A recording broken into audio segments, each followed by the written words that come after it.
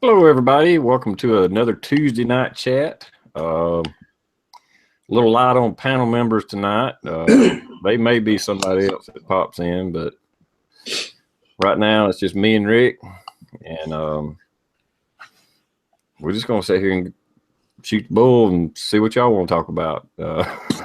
I guess I don't know. I don't have anything planned. I hadn't looked up anything, and it's just now starting. Damn. So we're just gonna fly by the hip, which I kind of do already, but I got less people with less ideas. So, yeah, you got anything you want to talk about, Rick? Yeah, I got lots of shit I want to talk about. I just don't know what it is yet. No. Let's start off with, hey, everybody out there, appreciate you guys showing up as always. Definitely a lot of names I've seen. Definitely appreciate all your support, helping TR out. It's fun to get to communicate with you guys and all that. Hopefully you had a great Christmas. Hopefully your New Year's is good. Hopefully you're healthy. And someone, I can't remember who it was, I asked earlier before we went live while the comments were going, seeing if anybody got any new firearms for Christmas. So other than that, that's about it. Do appreciate it, TR, and we'll have fun. Sure, we'll get our fellow companions in here. Yeah, we'll talk about something, I'm sure. Yeah. Did anybody? I seen somebody said they got a scope. Yeah, there's Zero Cipher. We were just talking about you. That's who won, right? Yeah. Yeah, Zero Cipher. You need to send me or PM me your address so I can send you out a package. Got Gimp Geek got an AR-15 stolen. That's gotta suck. What the hell?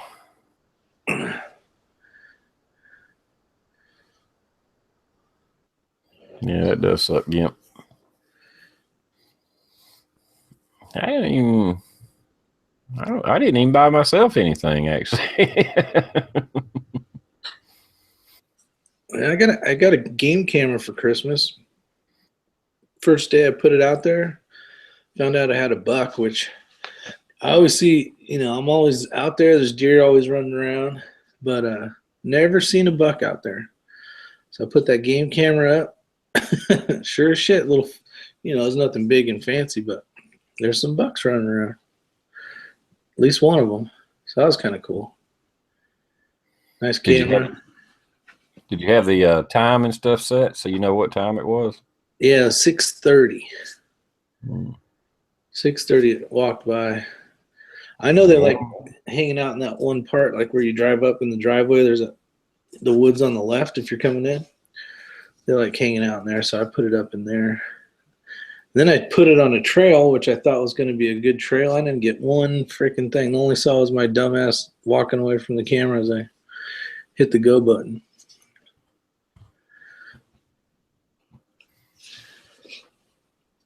Want me to do a rundown of everybody out there? Go right ahead. All right, so we got STL Tony, Sandy's Passion, Curious Yellow Solar, Hello, Basic to Living, the Genius Prepper, J. Greg Campbell, TRprepper's out there actually. Let's see here.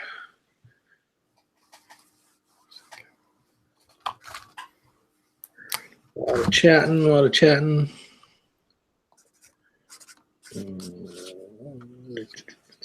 Gimp Geek, Linda Francine, Guinevere M, Curious Yellow Solar said his name. AZ Patriot, what's up, buddy? Linda Francine, Guinevere M said that already. Let's see. That is your 6 covers out there. You guys should subscribe to that guy. He's one cool son of a bitch. And I think that's Gear Grinding 19.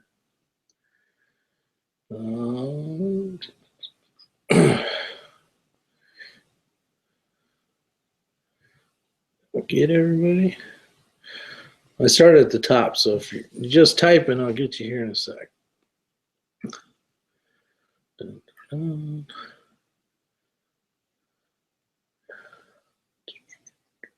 Curious. Damn, you guys talk a lot. Blues Girl 65, V Borg 001, Big Johnson Guns and Gear, Zero Cipher 7.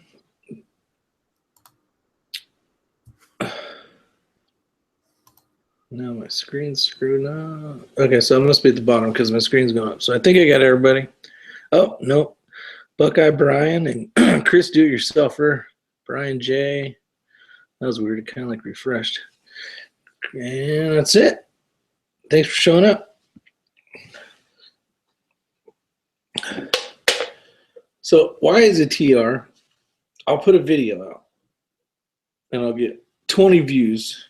You put a video out of me and you get 127 views or whatever the hell it is in like 4 hours or whatever. I'm like, that son of a bitch. I'm just kidding. No, I think there's this formula will not work for everybody, because I see people that do the complete opposite I do, and they surpass me in subs and everything else. But I try to stay consistent, as in putting out short videos. I try to put out less than 5-minute videos, at least less than 10. But if you put a video out that's 30 seconds, it's more than likely going to get more views, because anybody and everybody can click on it. They got time for that. So you can get a lot of views on little quick videos, I think. All right, let me add to the list here. We got Hunts for Food 67, 68. Is that Six Freighton guy? Brian J. Yeah. Sit in. Chad Jones. What did you say, TR? 6'8" guy. Oh, 6'8". That's right.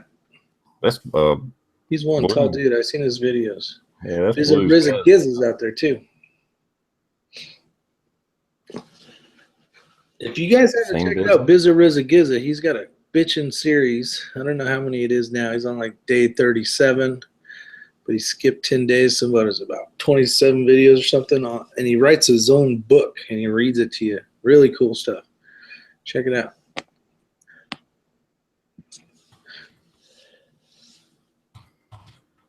No, I do not own a Walther PPQ M2.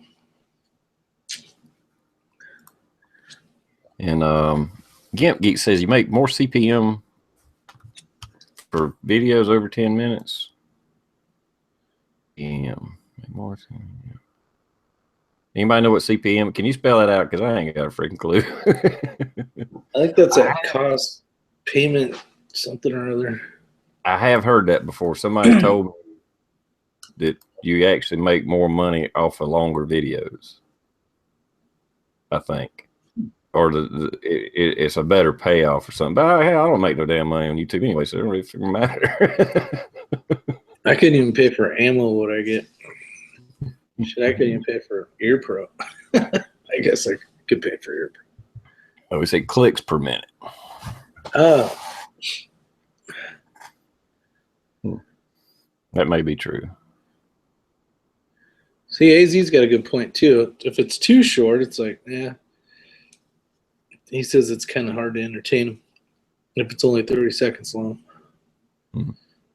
Well, the only ones I ever do real quick is like that one with you playing the guitar. Is this something like funny or? Yeah. I think I've done some. There was some geese walking around at work or something. And I just popped my phone out and did a little quick video and shot it up. I mean, I don't try to make short videos. But I try to make them 5 to 7 minutes long, or 3 minutes to 7 minutes, somewhere in there. I try to make them, because I know that's the videos I click on, because I'm subscribed to so many people. I don't have time to watch everybody's video. And this is just me, and I'm not trying to talk bad about anybody putting out a real long video. That's fine. If it's an interesting subject, do it. It's just that if you are subbed to a lot of people, it's hard to watch everybody's videos. So I try to watch a lot of short videos. Yeah. So I can cover more people. Yep. Instead of sitting down and watching a 20-minute video, even if it's something I may be interested in. Well, that was I could have watched of other people's and try to support, give them a thumbs up and make a comment and all that. Yeah. That's one thing I do. If I don't know that it makes a bit of difference to like a video or not. I had never seen it really technically broke down what it does for you. I would think it makes it feeds like a public feed, not necessarily just people that's subscribed to you, but I don't know. I don't know. I think it helps, when you click on the homepage and it'll just have channels or things that they think you're going to like. That's where I think that pulls it over to for people that you may be interested in something or whatever it says. I think that helps, but I don't know for sure. Yeah, I think that's where it comes in. But any video I watch, I thumbs up. I don't care. Even if I didn't like it, I'll still thumbs up it. Unless it would have to be something really offensive to me or just really sucked. And it probably wouldn't be somebody I'm sub to then. That would be some other crap I'm looking up, Yeah, you type it in something, you're like, what the hell? It's still a thumb. It's a thumb. It don't even matter, I guess, to the person that has the thing. Mm-hmm. And also another thing I do by thumbs up in every video I watch. If I'm not sure if I watched the video, when I click on it, then I know as soon as the video starts and I see I thumbs up it, I go, okay, yeah, I watched that one. And I can back out. Moving on. Yeah. So that's my own little, tool to use so that I know what videos I watched, Yeah. I think on my phone it has a little watched, kind of like a cloudy thing with letters. It'll say watched. Yeah. Sometimes it, just in case it don't do that. Sometimes it don't. I think, like if I was watching videos on my laptop, and then when I get home and turn on my PC here, it may not show that I watched it. It's weird how sometimes it don't show up or something. I don't know. Yeah. I think it is important definitely to keep it under 5 minutes. I got some videos you just can't do under 5 minutes, but for the most part, I do try to, you got to cut a lot out sometimes, but if it's something educational, those don't work. You can't really, unless it's something very simple, you can't really get somebody to learn something in 5 minutes unless you're just going to do like one little portion of something. Yeah, unless you're doing it in series or whatever you want to call it. Yeah. Yeah, like an example would be if you wanted to do knots, you'd have to do like each knot. And that's one thing I've never done. I'm like, I don't want to do a video like that where because then your subscribers get bombarded with 60 damn videos of knots. I mean, it works because you can put it into a knots folder, but the poor guys and gals that want to subscribe to you, it's like they're going to have to watch 30 damn knot videos too. So that kind of sucks. It'd be cool if you could just put it in there without without it going through the whole loop thing.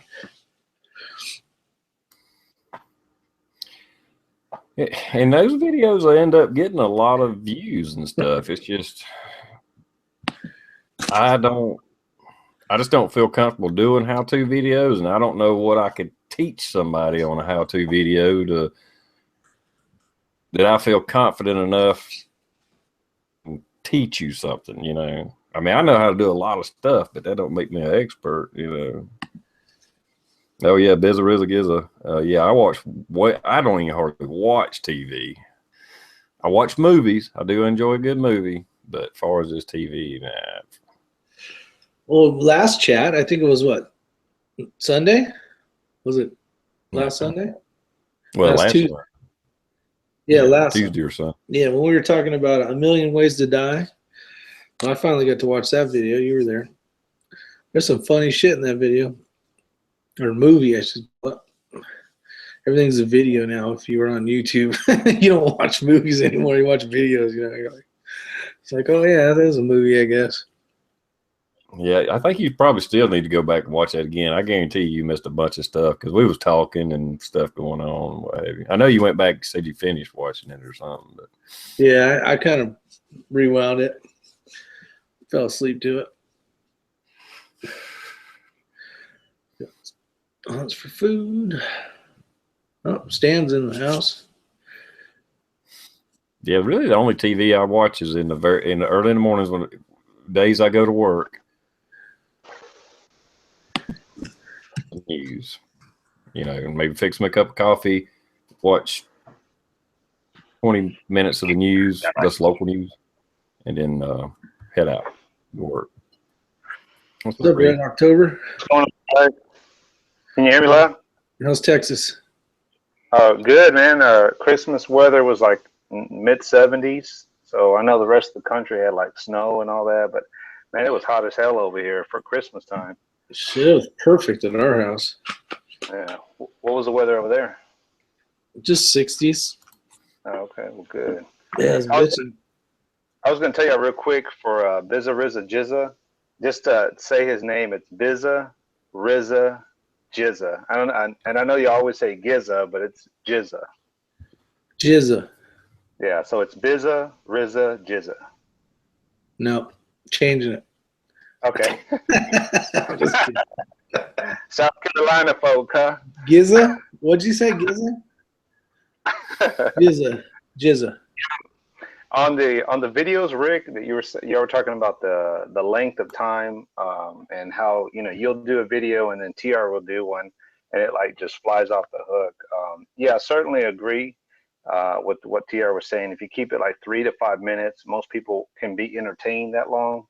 After 5 minutes, I mean, you're really pushing it, and even I do too. When I do the 8 to 10 minutes, it's like I'm pretty sure I start losing folks by then. So yeah, for sure.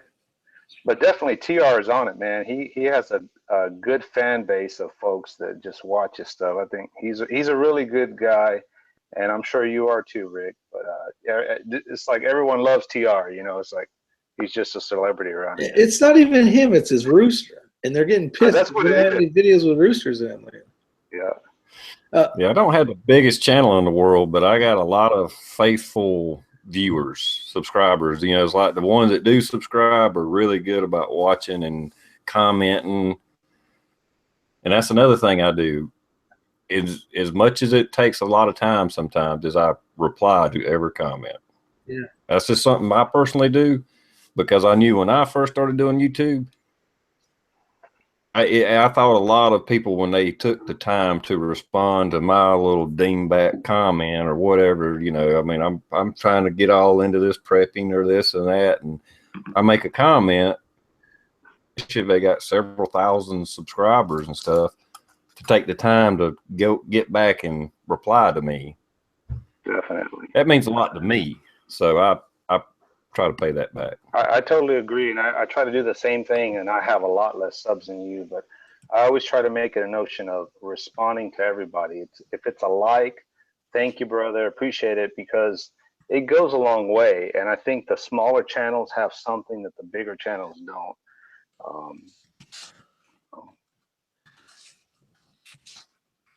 They said I should do videos and play guitar and sing. Yeah, right. Yeah, because I think when you engage your audience, I think it makes them feel part of the channel, and so they respond, so they'll comment, because usually most of my commenters are the same people, and I appreciate them.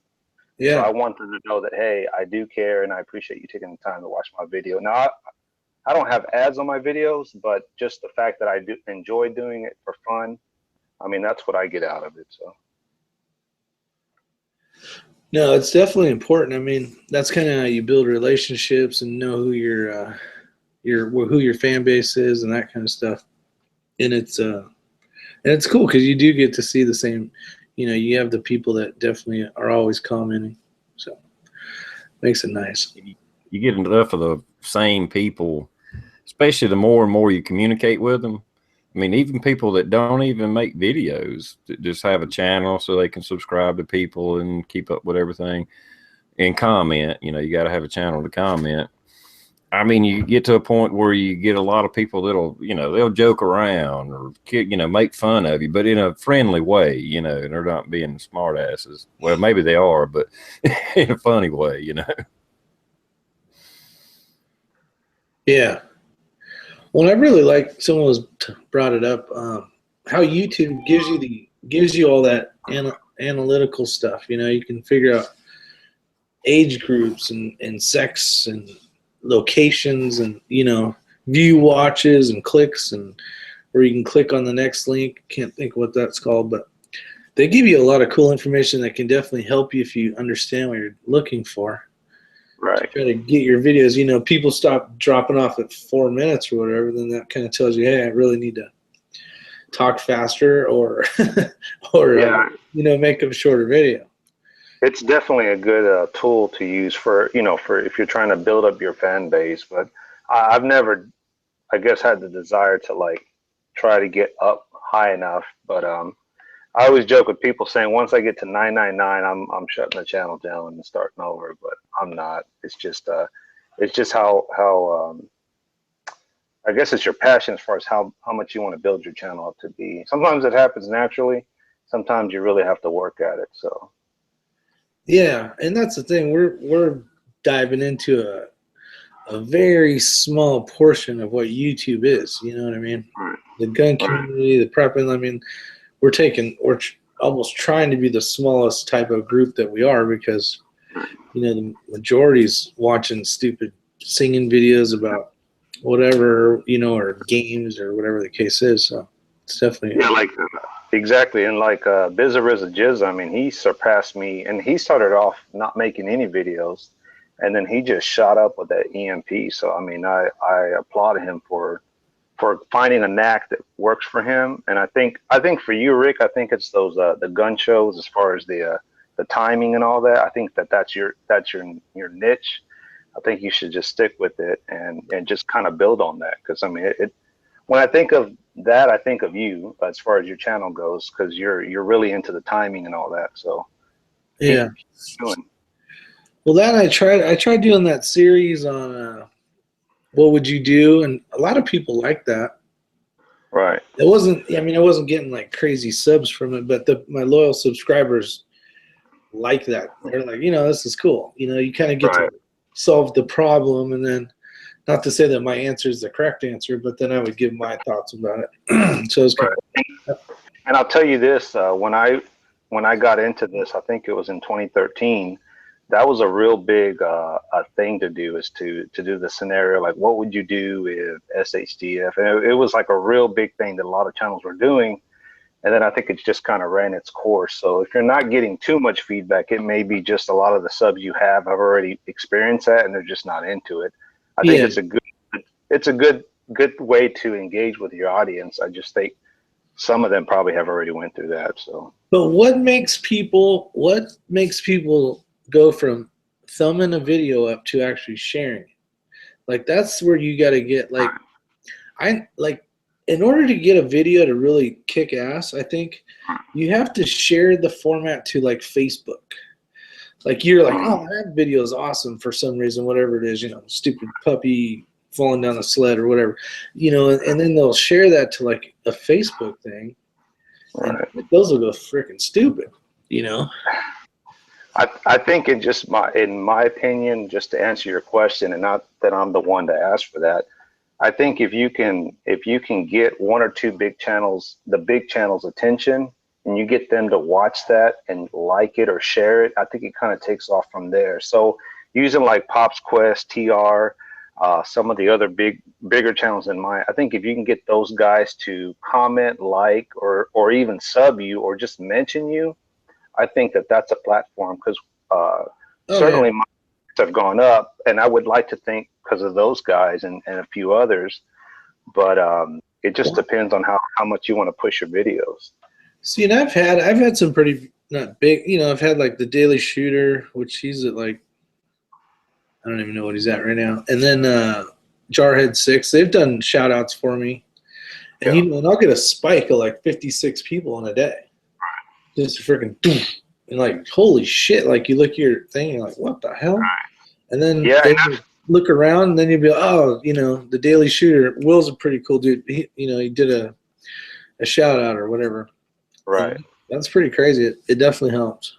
It is, and I've seen my numbers kind of fluctuate. I think I'm in the 130s, 140s, and I've seen it just kind of jump up and down, like 8 or 10 up, 8 or 10 down, and I'm just, so I don't know the secret formula. You're gonna have to probably ask some of those other guys, but I think social media is one of them. I try to keep the two worlds apart, like my personal and my family, everyday people, and then my YouTube family, which are you guys. I try to keep those two worlds separate, just because I just don't want to build my channel so big that it's like ridiculous and I can't comment. And I'll say one more thing about some of the other bigger channels, and I'm not here to have beef with them. I will tell you that on the channels that are so big where I try to comment and they don't respond, they kind of just lose my interest, because if I can't engage with those folks, there's no point in leaving a comment, at least in my opinion. That's why I always try to make a point to respond back or like and stuff, and do the same thing as much as I can. But I'm getting to the point where I don't even have enough time to watch everyone's video. Yeah, and that's the thing too with, like, I noticed with Instagram, like the 22 Plinkster, if you hit those guys up, like say it's a YouTube video, right? You have to hit them very early when it comes out, where they're still like watching stuff, just to make sure everything's working right or whatever. Right. And then, maybe a day later, they're not going to look at that shit because they already have, 100,000 views or whatever the case is. And I could imagine even the shit they go through with trying to. There's no way they're going to be able to comment. I mean, I don't think they're dicks. They're just over. They're just too much shit going on. Yeah, and it's hard not to get kind of your feelings hurt when it's like, man, I keep leaving this guy comments and positive thoughts. And there is one channel out there, I won't even say, I don't even think he watches TR stuff, but for the longest time I would comment, leave, and the guy would always respond back to like negative feedbacks. And I just finally gave up and said, you know what, there's no point engaging with this guy. He's just, he only responds back to negative stuff. And it's just, I don't have time for that, so. Yeah, it's tough. I mean, because I've talked, or I've sometimes left comments on emails or sent them a PM, maybe like a serious question or something on a topic where I didn't want to leave it on on the main description or whatever under the comments, but you don't get anything back. Right. And I will say, I don't know if you had a chance to watch Pop's Quest video this morning. That really hit a nerve with me, because I felt like he was right on it. I mean, and I think that's why I like Pop's Quest and TR and a bunch of you guys, is that you're just like-minded folks, where if you're going to give something to somebody, you're giving it with unconditions. So, and to not expect something back, I think that's kind of why we all kind of mesh together in the same group. Like TR said, it's an invite. It's not a requirement. I invite you to come on the show, and I certainly try to make it. I don't want him to think I'm not appreciative of the invite. It's just sometimes I get caught up with family stuff, or I'm just tired. I just, I'm on a different time zone than you guys. So I'm all over the place. A couple days, I'll be on another time zone. I just want to answer a question right quick. Brian out there was asking about the cheapest way to get rid of a primer crimp on 223 is what Papa's Place was saying. I have that. That's what I use as a RCBS swagger, I guess it is.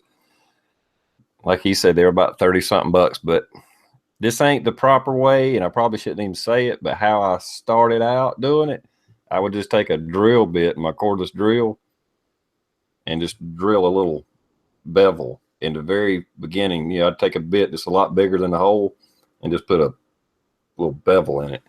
And that kind of worked, but you're removing brass. So, but that was a poor man's way to do it. And I finally bought the Swager, which you just use in a single stage press, and it'll knock it out. Swager, yeah. Swager, there you go. I have the RCBS one, but I've seen the Dylan one, and that one I think I like a little better. Oh yeah, it's a lot better. Yeah, it's nice. It's just, and when it stores nicer. So like if you have it mounted on a bench, you either have the handle that's up, or if you put the handle down, you got the thing the shell goes in. So it's like with the Dylan, it's kind of different. I don't know. Like I think it's because it's blue too. I think the Dylan, well, the Dylan probably works a lot quicker. You probably get a lot more done quicker. Yeah, and it doesn't. I don't think the RCBS one lines up perfectly like it should. You know what I mean? It's not from here to here. There's actually a little bit of down. So like you got to set it up right too. You'll break it. I done broke one. Yeah. Not the die itself or the housing, but the hardened piece of metal that goes up and actually swages out the primer crimp. If you ain't got that set up right, you will break it. I think the one I got now is bent a little bit because I bottomed it out too hard. Do you think it's because you got to get it adjusted right. If you don't get it adjusted right, you'll put too much pressure on. You need to adjust it to where it's like you could go full stroke and not bottom out. You just go enough to get the primer done. Yeah, that's one thing you got to definitely set up. But you know how there's the pivot pin where it has the little ball detents where it goes from up to down, and it goes in that ball detent? No, I'm talking this one you put in a single stage press. The one I have, are you talking about to go from a military primer to a small pistol or a small rifle primer? You're just taking the military crimp out. Yeah, but mine was. I have the little handheld one that does it. You just throw the shell in there and pull the thing. No, the one I got and what Les out there was talking about. This one looks just like a die that you reload an ammo with, and it's a 2-piece deal, and it goes into your press, and the piece that goes up is what swages out the primer hole. But you got to get it set up right, or you'll break it. Okay. I'll go get it. Y'all talk. All right. All right, I'm back. Y'all talking about UFO stuff that I don't do. So. UFO stuff. It's definitely a good thing. I mean, it's an art. The people that have been doing it a long time can definitely help people that are new to it, like myself. Yeah, let me grab something. I want to show you something I got for Christmas. Ugh. Christmas. I like it. Well, I'm like really big into knives, and I just kind of want to share this with you guys out there if you don't. But I got this Work Sharp tool, and this thing is freaking amazing, man. I've been sharpening all my pocket knives, and it's really good. It comes with multiple belts and stuff, so it's about like $60, $70. But yeah, I think I saw those at Cabela's. I think I would like to. Yeah, it's a lot cheaper than going and getting your knife sharpened. I was taking it to a guy who was charging me like $4 or so. And I was like, man, I'm going to just get that damn thing. So I asked the kids to get it for me, or Santa. And yeah, I got it. So it's pretty cool. All right. Let me, I've seen a lot of new people in here. So I'll go over that real quick while TR is getting his stuff. Yeah, sure thing. Unless you want to do it. No, go ahead. I'm a visitor here. I'm not up to date. I'm trying to keep up with the comments. That's why I keep looking at the corner of my screen for anybody that. I know. I'm trying to do that too. Okay, so I'll start here with Hunts for Food 67. I know I said him. Then we got Vicky Victoria, Chris Do It Yourselfer, the 806 Traveler. I was gonna say Bizza Gizza. Big Johnson Guns and Gear. Red October's out there. Ryan J. Saw a couple other ones I haven't seen. Let's see here. HRM Weapons Machinist. Overed Bus. Papa's Place. The Redneck Prepper. What's up, buddy? Let's see. What's for food? Gear Grinding said his name. Frank L. Drive Shaft Drew. What's up, Drew?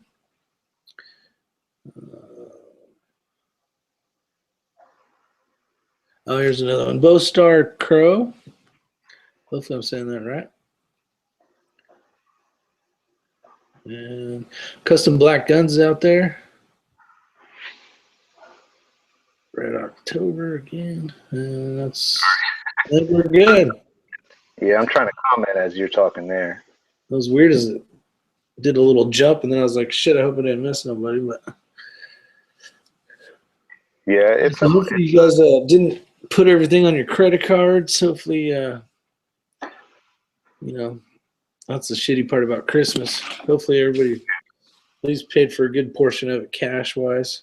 And I'm not a good planner, but man, if I was smart, I'd start like 4 months ahead of time, buy a couple gifts, and then hide them somewhere, buy a couple more gifts. It would sure make life a lot easier. We got Joey Baloney also in the house. All right. Here's how this deal works. Here's your die. Well, I say die. It's not a die. It's got a hardened steel insert in it. Here's an extra one. Then where your shell holder normally is, there's one for large and there's one for small. That's the actual swages it out. The primer pocket. This little cap kind of thing, you set that over it. That way, because this will kind of get stuck in the case, and so that knocks the case off of it. But if you don't get this, then this is the RCBS primer pocket swager. I know it ain't focusing. Anyway, but if you don't get this rod that goes inside, like I said, here's a spare one. If you don't get it adjusted right, this thing out too hard, what that does is that's on the inside of the case, and then this is on the outside, in the primer pocket. So that creates like a little pinch point to where that supports the case, keeps it from just going up in it. Yeah. And I've broken one of these before.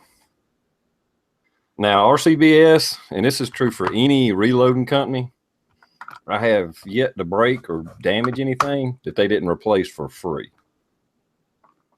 I told RCBS, I said, look, I didn't have it adjusted right, and I put too much tension on it, and I broke it because it's hardened steel. And I said, no problem. Sent me one. I said, I broke it. It didn't fail. I broke it. No problem. So no. Well, I broke some parts on my Dylan, my Square DLB, and I called them, I think it was the day before Christmas, and I told them, what had happened. They're like, what else? Is everything looking good? The guy was real nice. I mean, he's sitting there just as calm. I'm trying to tell him what I need and stuff, and he's like, oh, yeah, okay, we'll throw some of those in the bag. Yeah, you okay? Yeah, we'll put those in there. Asked him a few questions. He answered it, and God, those guys are knowledgeable as hell. But and then I ordered a couple extra things. I ordered the 9mm so I can start loading 9 too as well. But man, I mean, it was easy because when you're talking like Red was saying, what'd you call it, a different language or whatever, and you're real new to it. It's hard to describe what you need and stuff. And he was very calm and patient. It was great. So Dylan, they back their shit, so it's nice. Definitely. Oh yeah. Any of them really, I hadn't had any problems with any of them. Not that I've had a lot of broken stuff either, but one of the few times I have, I mean, even springs or something that breaks on my Dylan, they replaced them. But what I did last time, I had to call them and get them to replace a piece. And granted, I mean, I bought mine in like 95, 96. Mine has had up tens of thousands of rounds loaded on it. But anyway, I went ahead and bought a small part kit. I think it was like $15-20, just so even though they'll replace anything for free, that don't do you any good when you're trying to reload and something breaks. That's exactly what happened to me. My son's on the one side putting shells in. I'm over here putting the projectile on and watching powder. And I said, what the fuck? Something ain't right. I'm going to lift the handle again, and the whole carousel's stuck in all the freaking fittings. And I'm like, oh, shit. So that was the end of it. I mean, I think I made like 52 rounds. And then I was like, well, I guess. I'll be back, guys. Give me a few minutes, okay? All right. Take care, Red. The so yeah, that definitely can put a freaking hamper into your little plan of reloading some ammo. Yeah, if I would have had that one bolt that I needed that I broke, the one that holds the carousel. That's not even the name, I'm sure, but the shell plate carrier, whatever the hell it's called. Yeah, the shell plate. Shell plate. You broke the shoulder bolt. Yeah, I was like, oh. And then I looked in my little magic box of extra parts, and I didn't have that one. I was like, oh, shit. Game over, buddy. Let's go do something else. Yeah, it's worth getting the extra parts. And they sell a little kit already put together that's got I guess what they replace the most of or whatever. And it's just springs and crap like that. But yeah, the guy said he was going to throw in a couple extra too. So I mean, it was bitching. I was like, this is a great company. That's the reason why I want to buy that. I want to do an upgrade and go with that 650 because I want to start doing some rifle stuff. Instead of, because I got a single stage press right now for rifle, which will be good if I'm trying to make accurate stuff, but just for plinking or having fun or whatever, I'll have it available to do if I need to. Because ammo is so cheap, like you've been saying, you know. Yeah.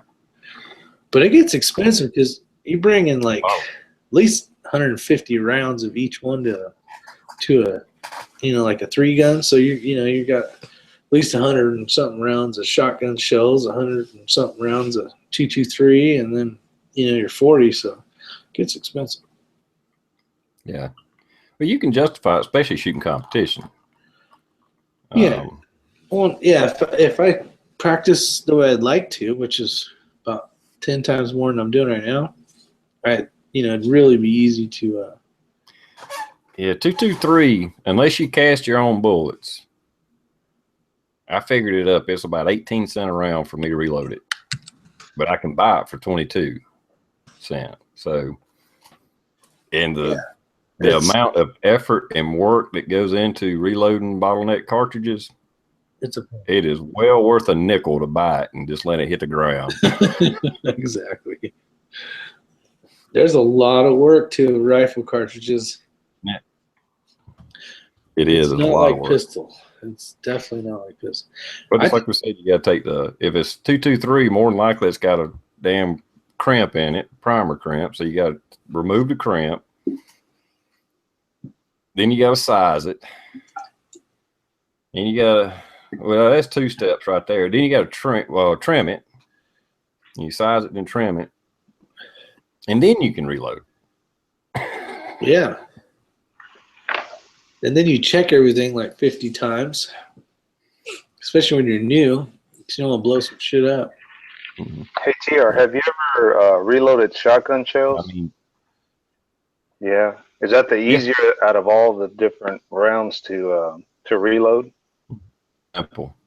I just got one of those $25, $30 Lee shotgun loaders.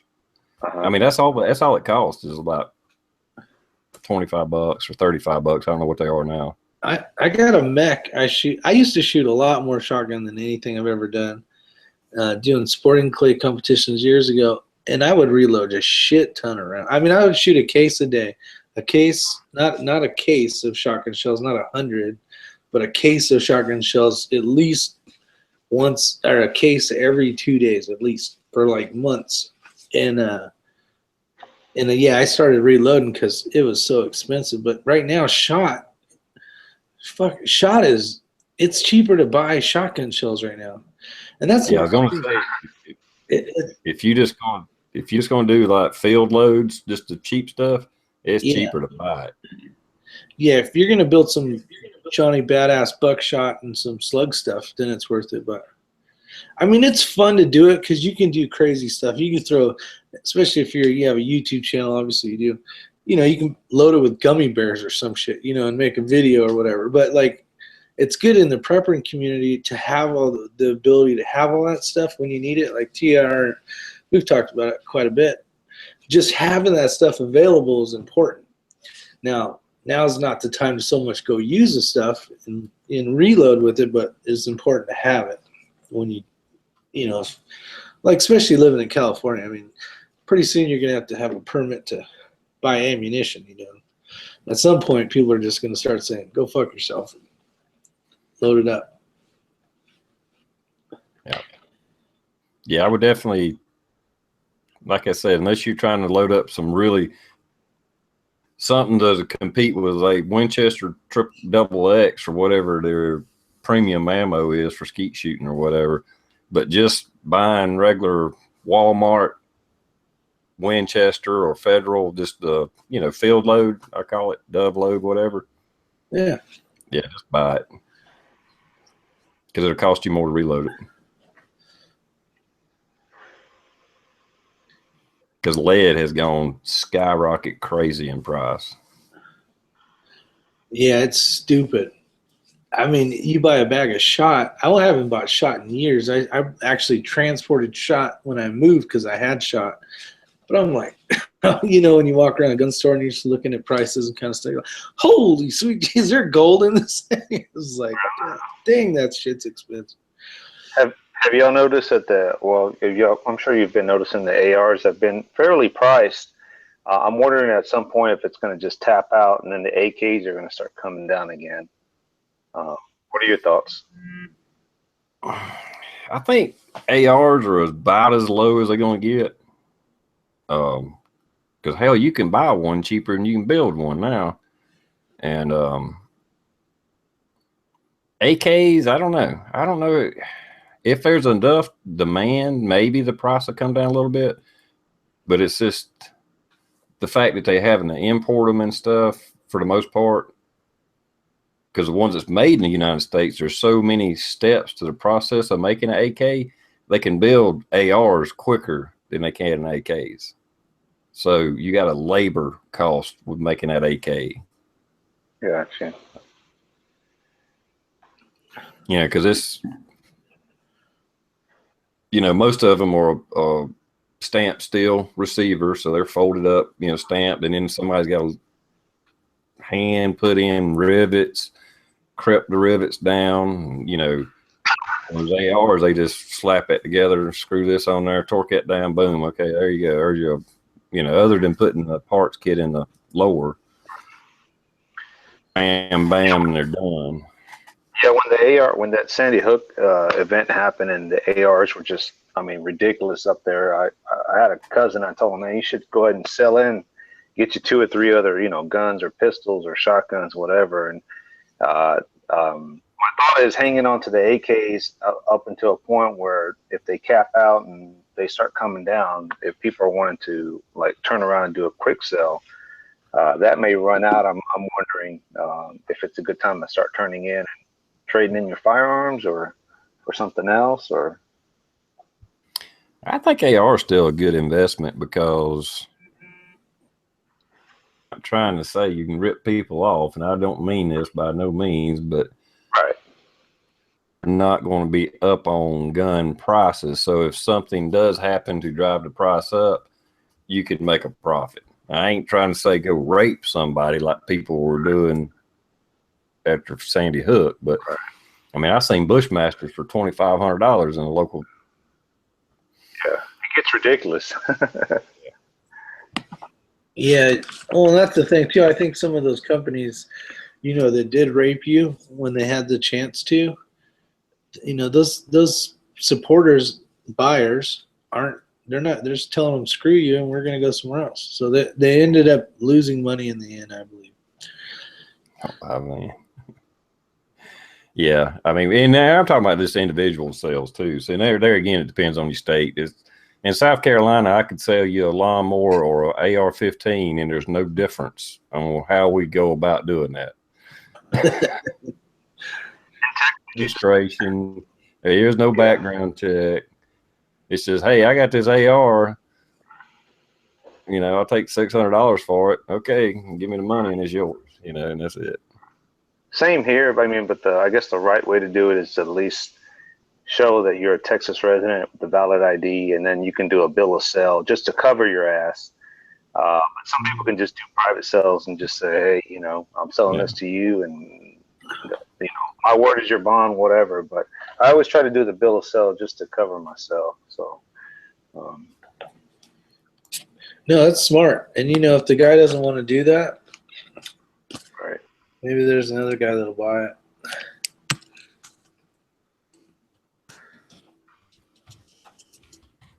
It's out here, North Carolina, you either have to have a permit that the sheriff gives you, or you can go buy a firearm, or you have to have a concealed permit. And then you can do a transaction from gun owner to gun buyer. But, Oh, so you're in North Carolina and TR's in South Carolina, correct? yeah, we're by the border basically. Gotcha. So that there is a lot of differences between North and South Carolinas. Like the open carry, hope you can open carry here in TR state, South Carolina, you can't. It's crazy. I mean, they're side by side. You'd think that there'd be some resemblance of Well, the so law. is California and Arizona. They're side by side. Yeah, that's true. That's true. But yeah, it is different. I mean, they're both really good pro gun states, at least for now. And but I think TR in the overall scheme of things, I think South Carolina is even a better place to be a Second Amendment, a pro Second Amendment guy. Yeah.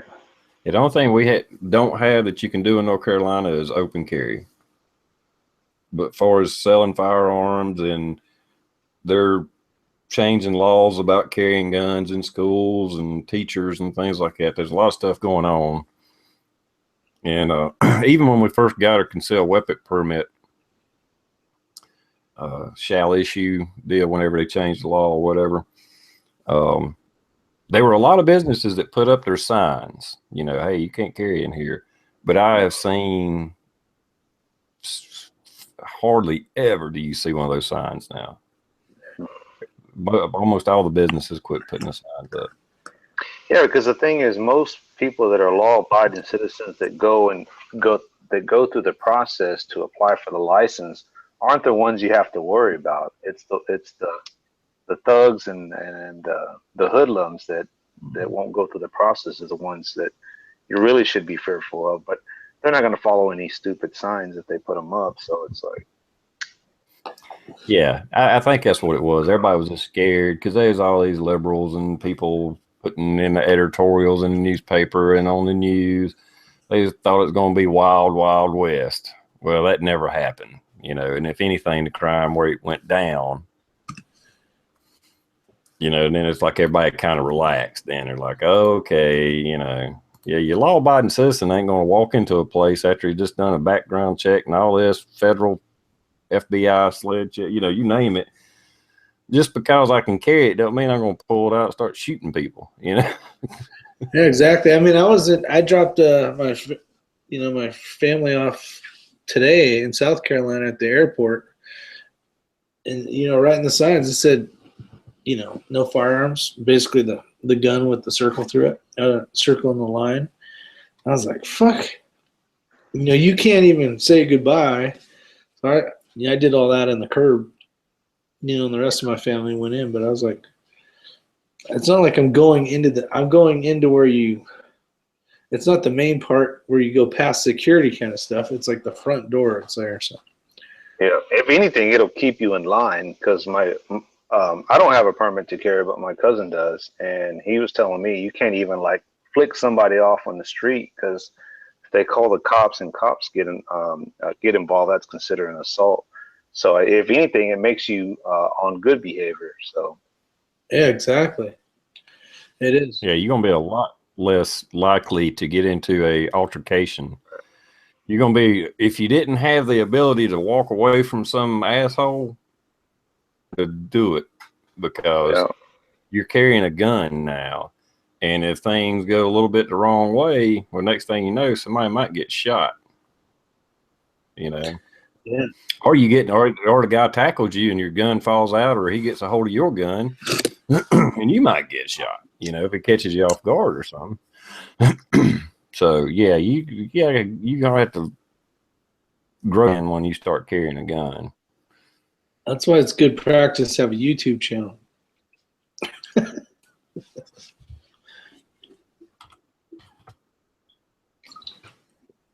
No, you got to be smart. You definitely got to be smart.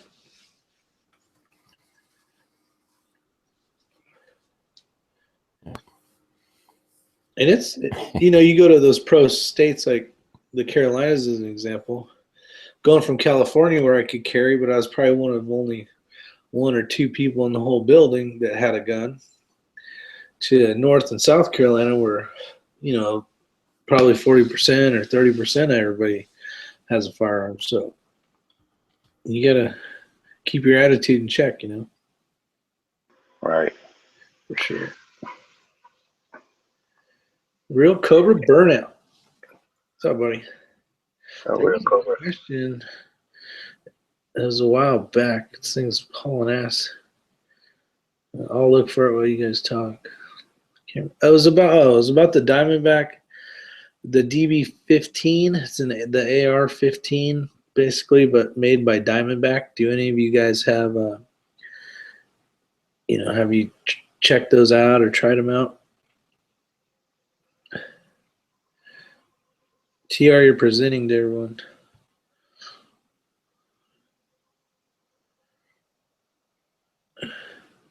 What else, TR? Hopefully he's there. But I have the only Diamondback I purchased quite a few years ago. I think it's the second gen was a DB380. Loved the feel of it, but I loved to shoot it, but it was not reliable, and I couldn't use it as a carry gun. I had more failures, defeats, more. It was a nightmare. So I never carried it. It's sitting in a safe, and I don't even know why I have the damn thing, really. I would love to get rid of it. So I don't have any answer for you on the DB15. I've seen videos. It seems like they're a good platform. I mean, it's built on an AR-15 platform. Everything's mil spec, I believe, so it should work just as awesome as the rest of them. It's just a piece of aluminum with a stamp on it that says DB, really, basically. Well, I'm sure you could sell it if you wanted to, Rick. Get you something else you wanted, you know? Yeah. What's crazy is I bought a wallet holster. I bought a nice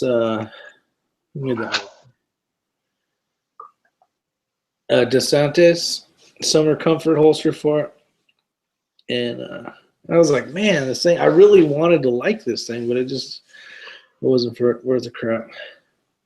Play the guitar, Rick. Hey, fat man. Survival's out there. Man, you're keeping up with everybody, Rick. I'm trying to keep all the comments just on the sidebar. I don't know what I did. I somehow muted myself. I know. It said something about you were presenting. So I was like, well, present on. I couldn't unmute myself. Oh, really? And I was trying to get it to reset or something, but I finally got it figured out. Cool. TR got to meet my friends and family, right? A little Christmas. TR is like, what the hell's going on? Bunch of damn California people. Yeah. Oh, that was cool. We had a good time. Hey, Rick, when TR comes over, they're like, man, that guy got the southern accent. Yeah. I think they did mention something about my accent, matter of fact. They did. They said, is that Southern or South Carolina accent? Yeah. And you're all, yep. Well, every time I hear TR say, Rick, is your six covered? I know. In South Carolina, South Carolina's defense, I even sound country for South Carolina. Yeah. You know what? I really don't see. I mean, like TR and stuff, but for the most part, I don't really notice any accents for the most part. It's funny when you go different places. I think I think TR definitely represents South Carolina part of the country, but you go to places like Texas and everything's kind of like that southern drawl, like 4, 5, 6, and sometimes you go to small town, like, man, come on, hurry up. Yeah, it out.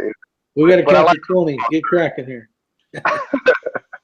But the country folks in small towns, man, they got all the time in the world. They will talk to you. They will chat it up and just I mean, they're good folks and stuff. So definitely better than the city folks in my taste. Just I'd rather deal with country folks any day than city folks. And I'm a city folk myself, so they're usually down to earth, good people, which makes it nice. And that's the one thing I noticed when I moved here was I was on vacation trying to find a place that I liked here in North Carolina. And I'm at a gas station, and the lady working at the the register and this other lady who I was behind in line were yapping it up, and I'm thinking, hurry the fuck up, I got shit to do, and then I'm like, I'm on vacation, I don't have anything to do, why am I in a hurry? Like, it's a big transition, like where you're trying to, like, it's like you don't see people just talking in California. They're either, you know what I mean, it's like, and move on, like, I got shit to do kind of thing, where that's the reason why I like it out here. It's laid back, slower, people actually communicate and like to talk to each other and are friendlier and not as rude. Southern folk. What's up, Stump? You got South Carolina representing here. We got Stump, Fat Man, me, Tool Monkey. Tool Monkey, the guy I work with, actually. where's my Texas people at? Yeah, where's the Texas at? I know I got some North Carolinians, Crackalackians. Big Johnson Gun and Gear, he's from Texas, so I know that. My Texas brother. Yeah, Blues Girls from North Carolina. Who else from North Carolina? Well, Sandy, I think she left. I think Sandy's passion in North Carolina. Yeah. The Carolinas are going strong. A lot of YouTubers in the Carolinas. Yep, that's true. It makes it nice. And Michigan seems to have a little group too. Yeah. There's one. The 806 Travelers in Texas. Mad X. Survival. Bizza. Parlusk is from Virginia. Yeah, Rhode Island. Oh yeah, Survival's from Texas. Oh shit. That's a Blue Girl. I got Brian from California. There you go. Bird Dog's from Florida.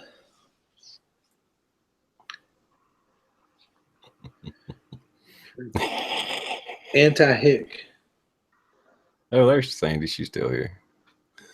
Oh, yeah. Yo, go ahead. I'm sorry. Cutting trees down lately. I was going to say that's the cool thing about this is that you can get so many people on a platform that are in your area, your state, like-minded. I mean, that's really cool. Yeah, it is. It's I'd have never even thought I would ever met somebody from YouTube, much less make friends with people, Yeah,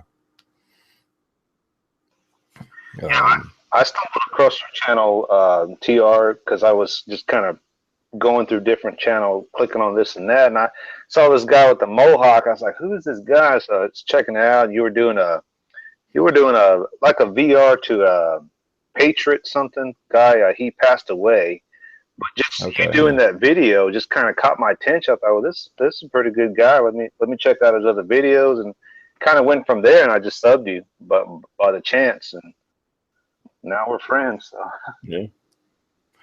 Yeah, that's one of the reasons I don't take down hardly any of my videos. I leave all my videos up. Every once in a while, I have gone back, and maybe if it was a VR for a contest that don't even exist anymore or something like that, I have took down a handful of videos, but just a handful. All right.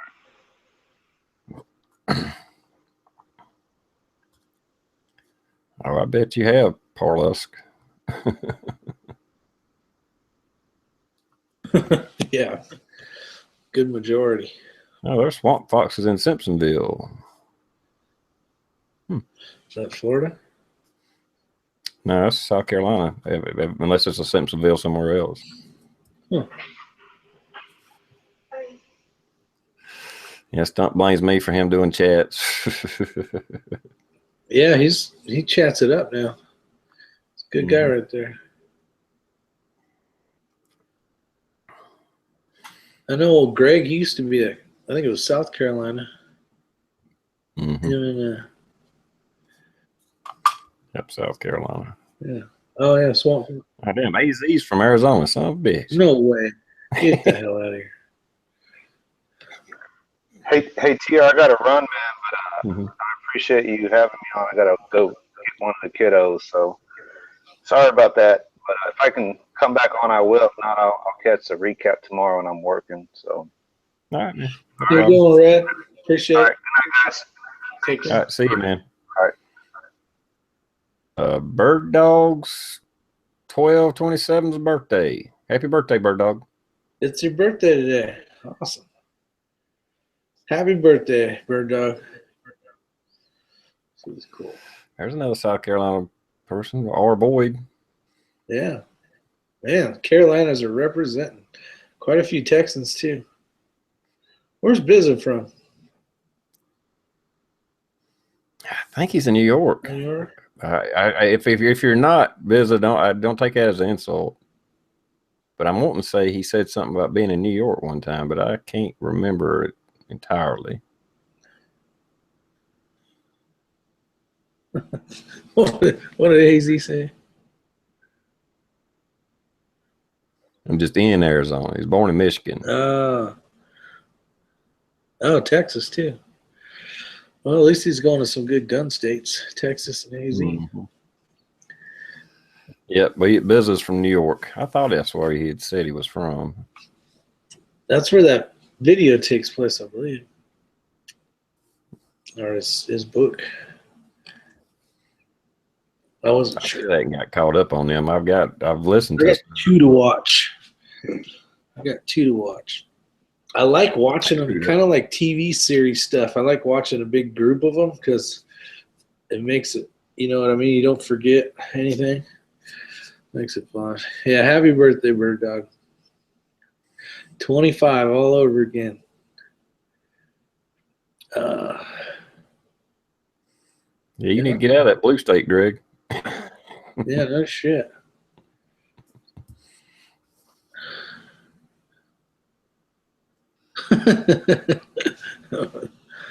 Communist states.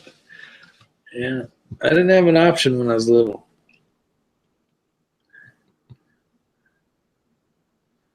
Let's see. Oh, Fat Man. Fat Man, you still hunting, or are you going to get your ass back home? The Fat Man, I think he hunts for like 80 days in a row or some shit. He's got a big ranch somewhere or some crap. Don't even invite us or nothing. Just crazy cats from Florida. Yeah. Yeah. I just now seen him. Hey, Colonel.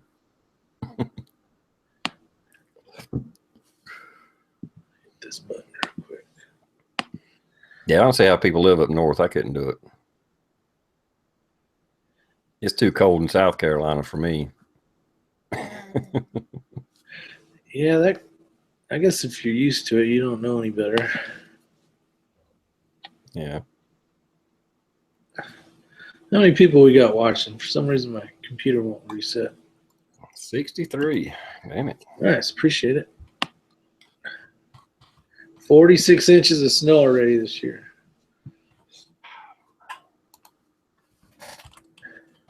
I was showing, I have that weather station, TR. The one that, it's got all the shit outside and then it responds over the thing. I was showing my family that it came down, how much rain we got last year. They're like, holy shit. They're like, I can't believe you guys get that much rain in 1 year. I was like, yeah. The whole state of California would be underwater if we got that much rain. It'd be, hey, you wouldn't have no hills there. They'd be washed away. Yeah, exactly.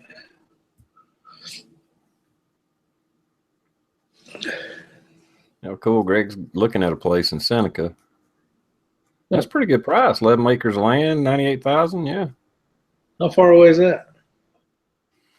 Seneca. Is that where you said? Seneca? Yeah, Seneca.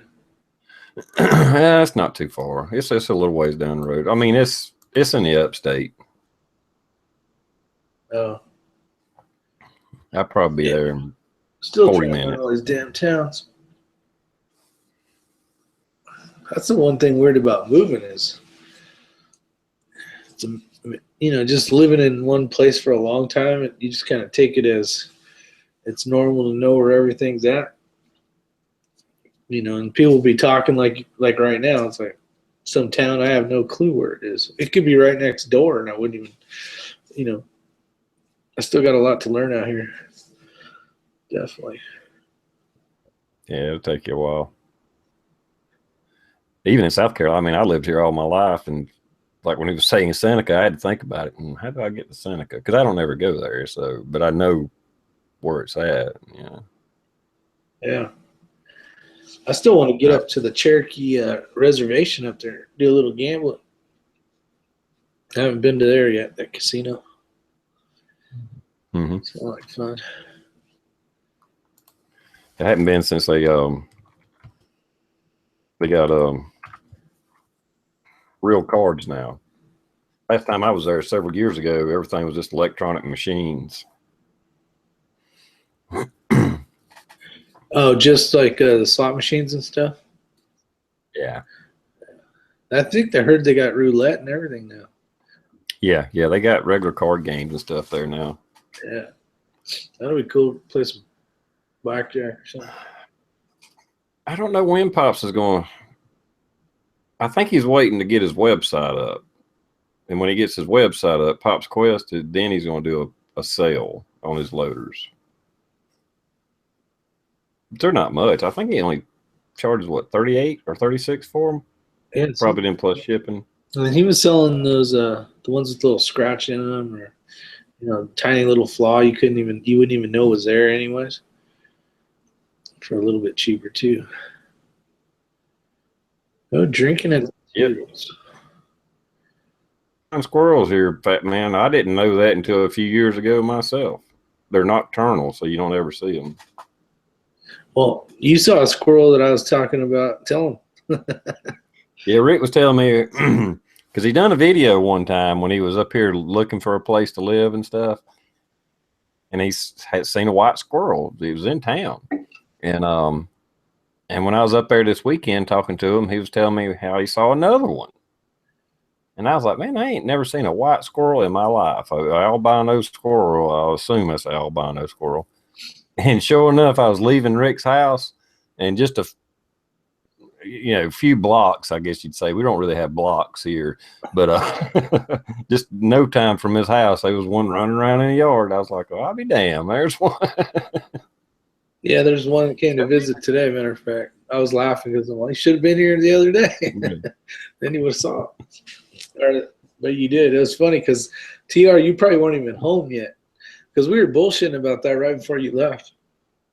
And then, you texted me, shit, not very long.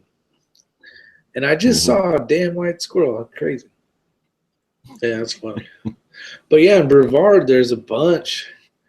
That run around the college and stuff. There's and they have all these special laws for them. You can't, if you run one over, it's like some big old, $1,200 fine or some crap. Yes, Bizza, I have seen a albino deer. I was telling Rick about that story. I've seen one in my life. And it was on the side of a lake. Had a boat and seen something big and white. And I was like, what in the hell is that? Because I knew it was too big to be a dog. It was too big to be a goat. And I was like, what the hell is that? So I turned the boat and I'm headed toward shore where it is. And I didn't know what it was. And because the whole time I'm just like, what in the fuck is that? And as I got a little bit closer to it, all of a sudden 4 or 5 other deer took off running, and it took off running with it. And that's when I realized, oh, it's a freaking albino deer.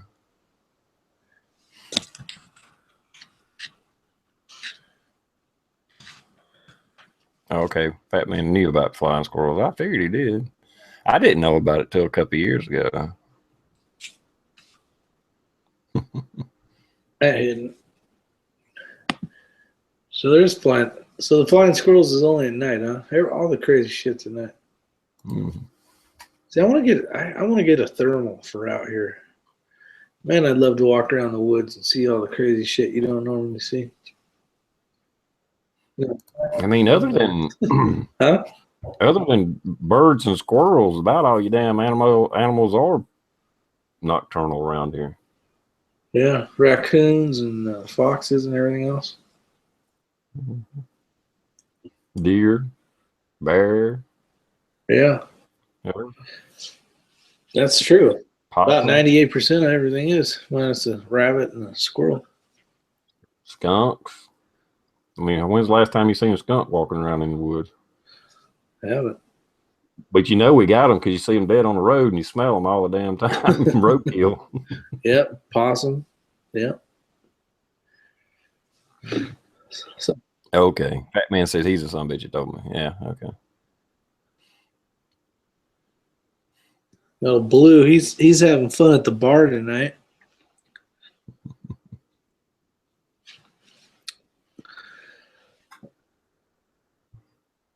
Let's see. Thermal scope are getting cheaper. Yeah, they are getting cheaper. They're still freaking expensive, though. Still expensive. Well, like I was telling you, Fleer's got one out now for about $650, which is still a lot of money. Is that the Scout, like 3 or 2 or 1 or whatever?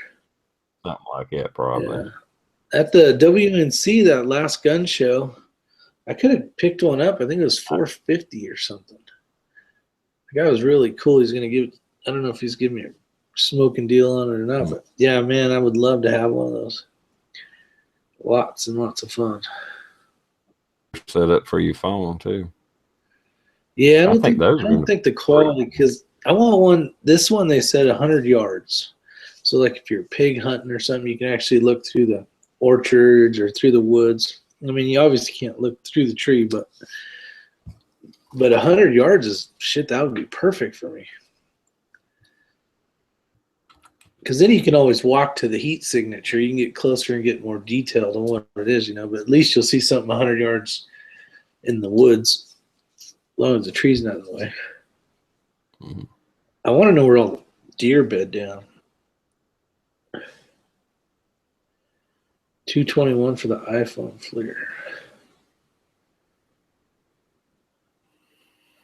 I've used one of those before, and yeah, you're not going to get really distanced with it. The camera one? Yeah. Oh, yeah. I was looking. I actually looked at them on the Fleer website, and it's cool. It plugs into the thing, but I was like, it's not what I want. It'd be cool because you can record it. Yeah. Well, we had it at work just to find hot spots and like fuse panels and things like that. So use this up close. It was fine for that. But I took it outside and I was like, yeah, you just ain't really gonna get distance with this. Not the kind of stuff we'd want to do with it. The town in North Carolina that has the white squirrels is Brevard, Brevard. And they kind of, I don't know, their slogan or whatever you want to call it, their mascot is a white squirrel. But there is a lot of white squirrels running around. I guess I don't know if this is true, so fact check. But there was what the hell's it called? Not a zoo. What's those like portable circus? That's what it was. There was a circus that came to town, and a white squirrel had gotten out of the cage or something and got lost. And basically, however, it bred with the other squirrels, and then over the years, they ended up with a bunch. Some you'll see that are just completely white, like the one that's around our house, which we just started seeing the last few days ago. But like bright ass white, like snow. Like if you're this squirrel, you can't hide in the forest because in the woods, because you just glow. You can spot that thing every time it jumps around. Where a regular like tree squirrel, you can't even see it till something makes a noise or cracks or something. I mean, these things just pop out. But you will see some with a little bit of black in them.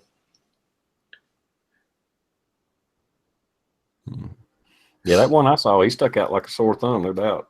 He was running around with 3 or 4 other little squirrels, and they were like little blurs, but that white one, he was like bright. Yeah, he's right there. Exactly. He might as well be. I caught it in the corner of my eye and turned. Holy shit, Yeah. Ta-da. Yeah, they're cool as hell, though. I did just a quick video on one of those. A well-hung white squirrel from the circus. Yeah. Yeah, he went out and impregnated all the tree squirrels. Snow squirrel. I guess you call it snow squirrel. Maybe that's what it is. I don't know. Evidently, they're not albinos. That must be an actual, breed. Hot Springs area. I don't know about the Hot Springs area. Where's that at, Blues Girl? Or is that the town? I've heard of that, but I couldn't tell you where it's at. Hot Springs.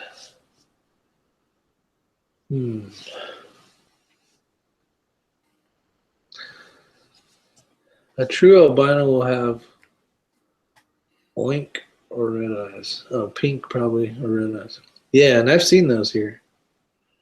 But a lot of them are just, you can tell they're been bred or something.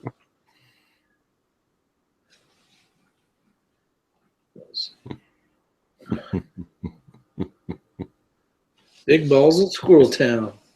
Oh, Rosman. I have been to Rosman. Rosman's got them too. It's right next door. Yep, DuPont Forest is cool. Yeah, the latest video you guys might have saw. Probably not. There's a shit ton of waterfalls in the area I'm at. Brevard, where we're talking about where the squirrels are, and like in our county right here, there's over like 200 something waterfalls you can go check out. Some are little tiny guys, and some are shit, hundreds of feet high. Very cool.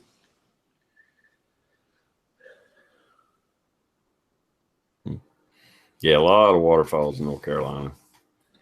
Yeah, it's bitching out here. That's one of the reasons I moved out here, all the water.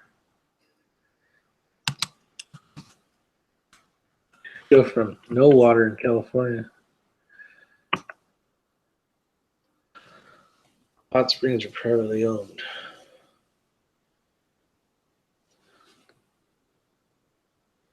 Haven't seen Mindy. Nope. Yeah, I hadn't seen her either. So what do you... Beautiful state. Yes, it is. I'll tell you what, a huge difference. Just going in the same forest, like we do a lot of mountain biking in the DuPont, we do a lot of hiking and stuff. And just from the Four Seasons where, all the leaves have fallen and you can actually like see through the trees now to see like the topography. You're like, oh, fuck, I didn't know there was a hill right. Like you can see a lot more shit. Like when the leaves fall, you're like, oh, I do have a neighbor over there. Okay, maybe I shouldn't shoot over there. No, just kidding. It sounds like Live for Wild's gonna make his way south. Yep. So that'll be cool. Yeah, I think he replied to a comment I made on his video or something. He said he was going to come, got the okay from the boss to come down. So, yeah. I think was that the guitar one? It might have been. It might have been.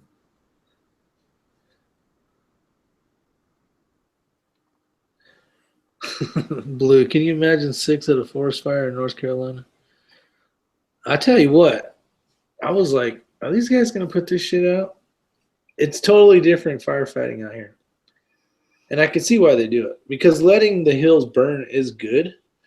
Because it nourishes the ground again and all that kind of stuff. But they basically waited for the rain. And the rain put the fire out. But now that you've lived here a little bit and been out exploring in the woods and stuff, you can see how impossible it is to fight it, because it's not like you can get equipment anywhere.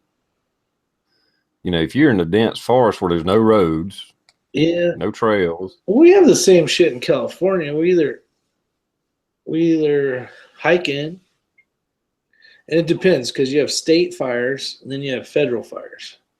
So the feds in the state will do different things like helo. They'll basically helo in, on a rope.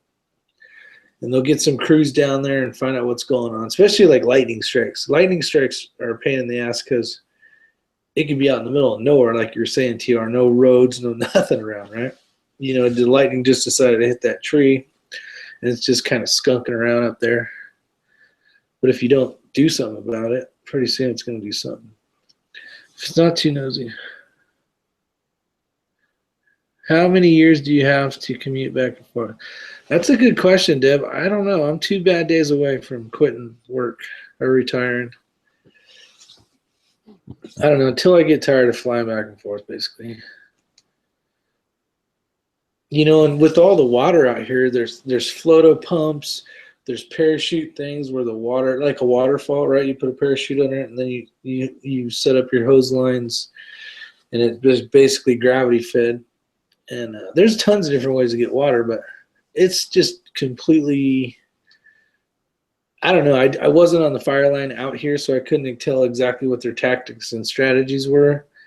I just felt like, man, these guys, everything's very aggressive in California. Not to say it's not here, but it just felt like the whole time I felt like we would at least had the fire out, because the weather and the humidity comes in and it really slows stuff down for a little bit, and then the sun will come back, and then the relative humidity will go back down, and then things start burning a little more. It's a little windier, so you have to kind of play with those parameters and know when to hit the fire really hard when you can. But it just seems a lot more aggressive in California, but it could be because of the state. Not to say there isn't out here, but people put a lot of homes in the middle of, wild areas, if you want to call them.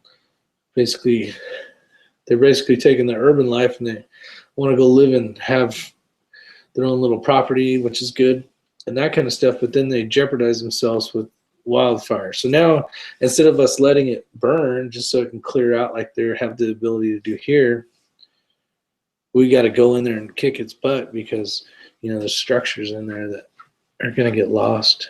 So I think it's a little different here. But I will say this: when I first moved here, everybody say, "Oh yeah, we're in a drought. We're in a drought." And I'm looking at them like, "You guys are fucking crazy. You don't even know what a drought is." I'm like, so me and my wife always used to laugh. I'd be, "Oh yeah, this is level 10. We're in a level 10 drought, honey. Be careful." And but one day I was out barbecuing by the little pond with where the teepee is. You might have saw it on videos, and I got some embers that came off the little like barbecue looking thing I got, and that mossy shit, when it's dry, holy fuck, that stuff can kick ass. I was like, well, maybe shit can burn around here, because I never would have thought it. Oh yeah. Well, now you figure all the leaves. You got years and years of leaves. That's just everything. I don't know. Yeah, it was dry when we had those fires. It was dry. Yeah, it was dry actually. I went to get a burn permit, a week before. A week before those fires, and the guy's and he gives me this look like, "Are you fucking crazy?" And I'm like, he's like, I'll give you a permit, but can you just burn after we get our first rain or two? And I'm like, you know what? I'm the new guy here. I don't know how everything burns and works around here, so I'll just wait till it rains and I'll come back. I told him I'll just come back and get one later. But if you think of California and you think of dry, and then you come out here and you still have all these pretty green trees and things look moist, that still burns pretty damn good out here. You know? Oh yeah. Well, and the problem with all the leaves and stuff like that is they'll go up with the hot air and then land over there and start a fire over there. You know, if you get a big fire going, you know. Yeah. But I think they just pretty much tried to contain those fires that we were having, and just chop them off. They did some pre-burns or whatever, you know, basically making a fire break by going ahead and burning this part. That way, once the fire gets there, it kind of stop or is easier to contain. Yeah. And I think for the most part, most of the fires were in uninhabited areas. Not 100%, but for the most part. Yeah. I know Gatlinburg got a little bit, but most of the ones like it were in South Carolina, like up here around Table Rock and stuff, that was just wilderness, you know. Yeah. And the one in Lure, I can't remember what they named the fire, but yeah, we were getting some ash and stuff falling on the house.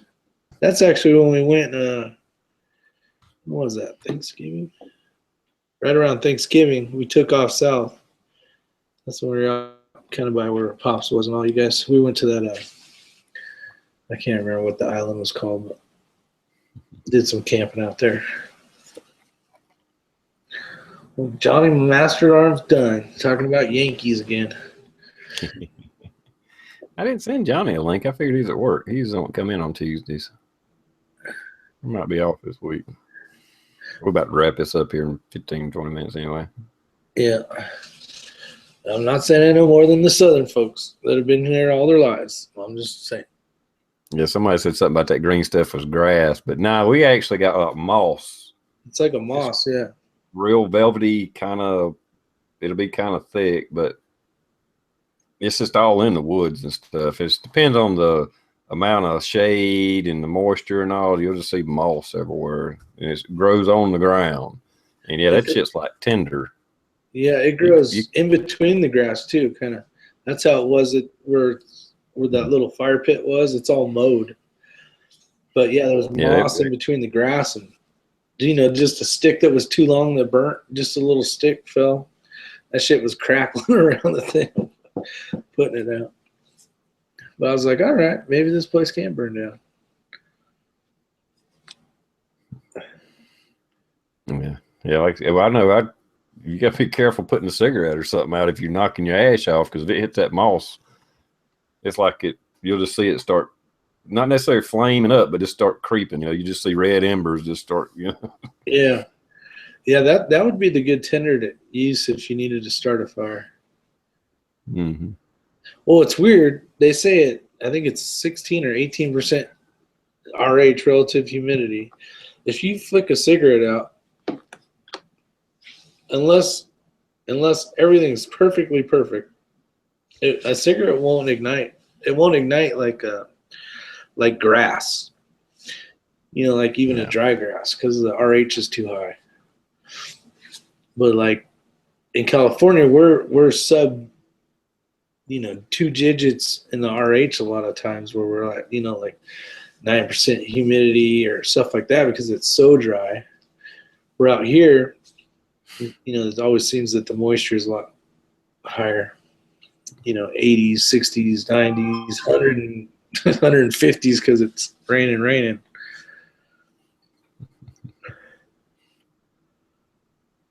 Or gasoline. Yeah, gasoline works good. That's my top favorite.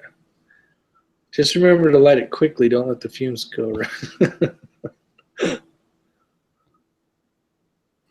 Yeah, we'll get low RH. Well, you're getting it in Arizona as well. I'm sure you get single digit relative humidity.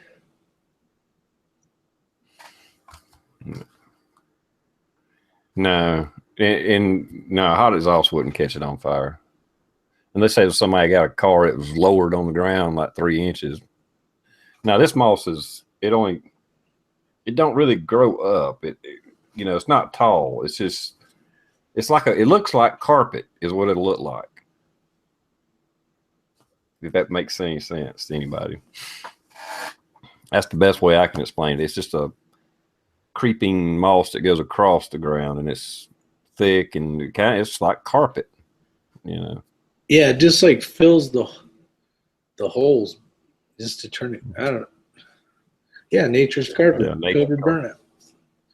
Well, if you ever see any mountain pics of North Carolina or South Carolina, where it's like you see the big granite rocks, this, you know, exposed, you'll see that moss growing on those a lot. Mood moss is what bird dog's calling it. What's it called? Mood moss. Mood moss. 420s out there. Yeah, well, that's kind of, and there's, I don't know what that other moss is. It's in those tree moss or something. You know, the longer stuff, kind of like in Georgia. Yeah, you see that? Yeah, See that down there around where Pops is at. Yeah, that's neat to see actually. Like when you go to like Charleston and stuff, and the stuff's all like pretty bitchin'. Yeah. Yeah, it's like it's Spanish moss. There you go. I think the Spanish moss is what you got down the coast. Oh, along the coast? Yeah. What's in the trees you're talking about? Yeah.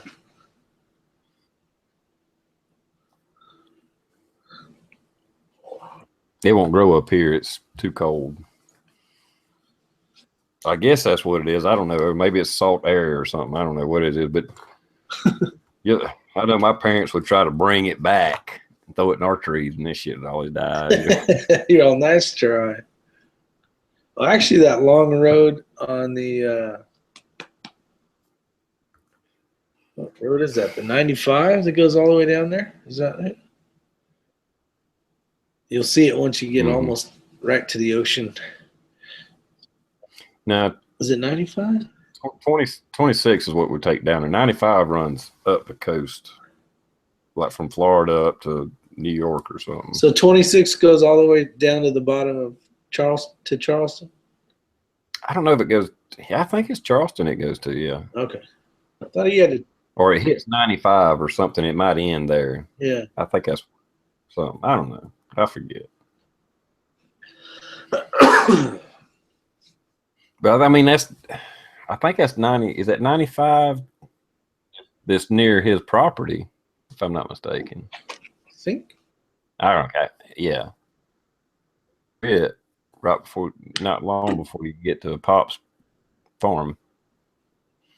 But anyway, it's kind of, it still goes up the coast for the most part. It's not the 76. I don't know. Bird dog, she's funny. I was trying to think of yeah, I don't know what it is. I know the 95 got me to Maine. I don't swear that was. You got any videos coming up, TR? Yes, I got to do a review on this flashlight. What do you think? Thumbs up? Thumbs up. It's a nice flashlight. That Gear Best company sent it to me to do a review. Nice. So I've been using it about a week and a half. I wanted to use it. I didn't just want to unbox it and give a unboxing review. I wanted to actually use it. It's a really well made light, but I mean it's a Chinese light, but it costs $39, so it's not cheap. Because I'm used to using $10, $15 flashlights, you know, those Crees or Ultrafires and stuff like that. But this one is I know I'm biased. They did send it to me, but it is a lot better made than those $10 or $15 ones I've been using. It's a really nice light.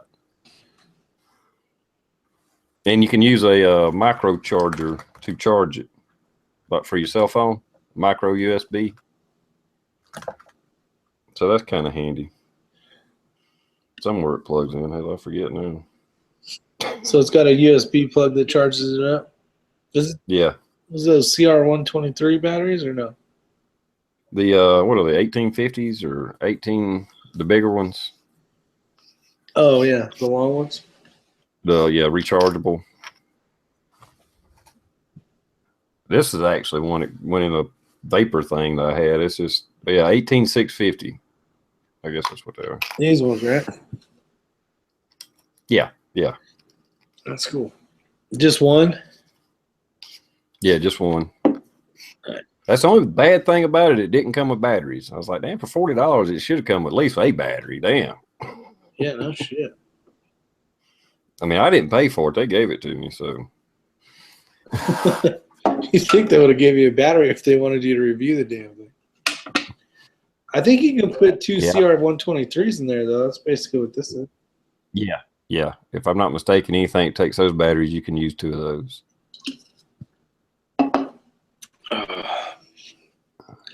Need to do some shooting videos. I like everybody's Glock. What are they calling it? It was for Coda Boy. What was it, like Glock Dream or something he called it? Where he's gonna buy a Glock. What was that video? It was quite a few guys like Mr. Holster and I think a couple others did a video on that.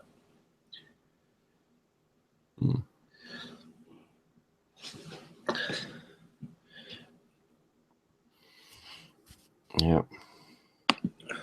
I actually gave that company Fat Man's channel. I was like, here, this is the guy y'all need to be talking to, because they keep wanting to send me knives too, or talk about knives. And I was like, hey, you need to get in touch with Fat Man. He's the one that does knife reviews.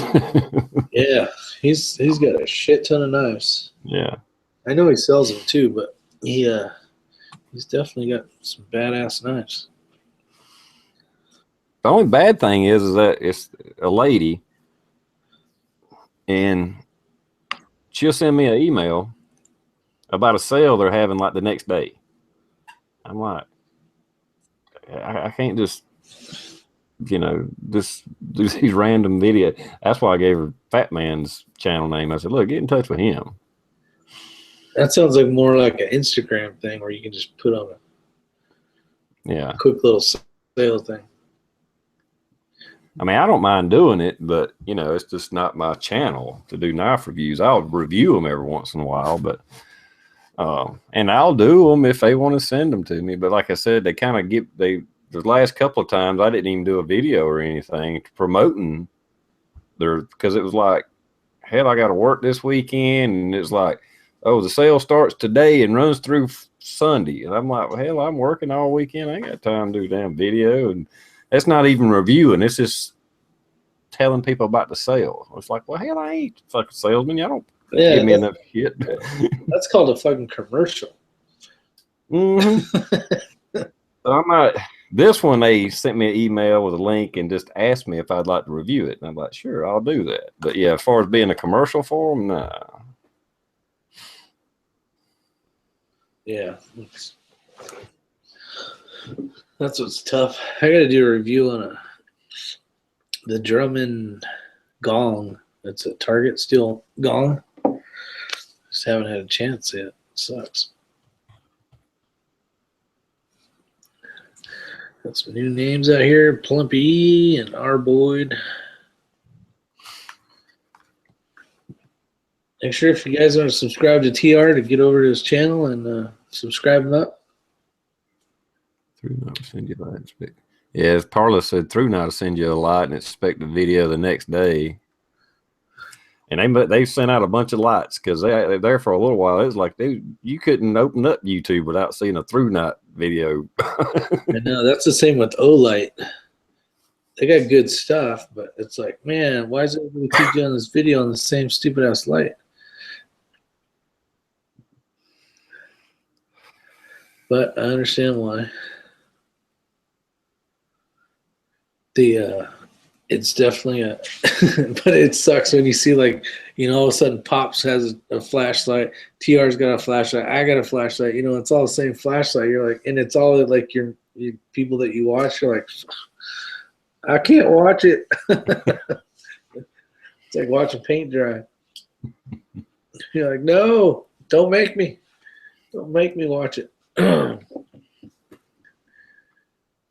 Got Reviews are probably some of the best videos to get your name out there. Not necessarily get you subs quick, but over time, that video will get a lot of views.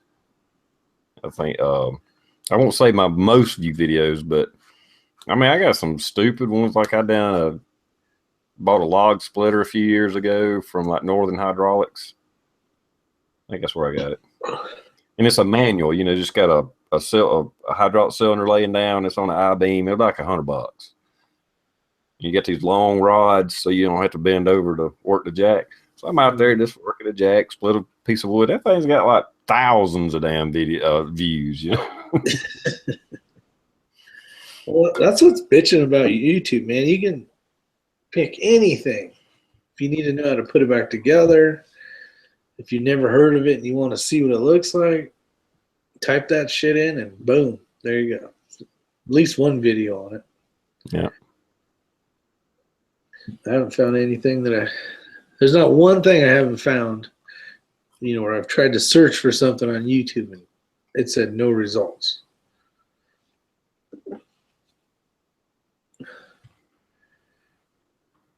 Very seldom do you see that. Yeah, I mean, it's like, and if there was a video where you couldn't find anything about it, if you did a video about it, you'd be not a millionaire, but you know what I mean? You get a shit ton of hits because there's always somebody trying to fix a dryer. You know, you type in Kenmore model fucking 1, 2, 3, 4, 5, and boom, there you go. How to replace the gizmo gadget or whatever. So it's bitching. I mean, YouTube, I much rather watch and learn something from somebody's YouTube channel than watch a movie. You know, I just way rather sit and learn something than just watch a movie to watch a movie. Is there a New York chat? I don't know. I don't know if anybody in New York does chats. Offhand, they may, and I just don't know they're in New York. Yeah, I did. Yeah, any do-it-yourself. If you are fixing something like changing a belt in a dryer or something like that, shit, throw that some bitch on video. Yeah, for sure.